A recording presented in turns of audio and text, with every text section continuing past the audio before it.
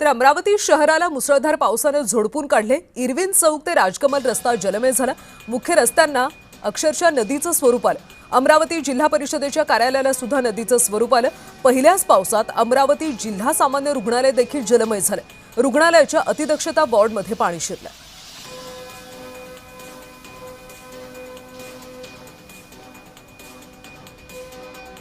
तर काल अमरावती शहराला पावसाने अक्षरशः झोडपून काढलं। रस्ते जलमय झाले होते।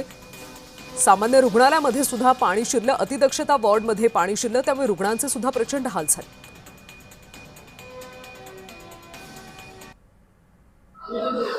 मान्सूनच्या पहिल्याच पावसाने अमरावतीमध्ये दमदार हजेरी लावली। एकीकडे शेतकऱ्यांमध्ये आनंदाचं वातावरण असलं तरी दुसरीकडे मात्र अमरावतीच्या जिल्हा सामान्य रुग्णालयामध्ये मोठ्या प्रमाणात पाऊस आलेला आहे। जिल्हा सामान्य रुग्णालय प्रत्येक वार्डामध्ये अतिदक्षता कक्ष असो की सिटी स्कॅन असो, प्रत्येक वार्डामध्ये मोठ्या प्रमाणात पाऊस या ठिकाणी जिल्ह्यात संपूर्ण वार्डामध्ये या ठिकाणी पाणी साचलेलं आहे। त्यामुळे रुग्णांची मोठ्या प्रमाणात तारांबळ उडाली आहे। पाणीही बाहेर काढण्याचं काम सध्या युद्ध स्तरावर सुरू जरी असलं तरी रुग्ण या ठिकाणी गोरगरीब रुग्ण जे आहेत मोठ्या प्रमाणात बाहेर गावून येत असतात। रुग्णांची मोठ्या प्रमाणात गैरसोय होत आहे। आता रुग्णांना उपचार कसा करा हा प्रश्न या ठिकाणी निर्माण होतो। खरं तर सुरेंद्र कुमार आपण अमरावती।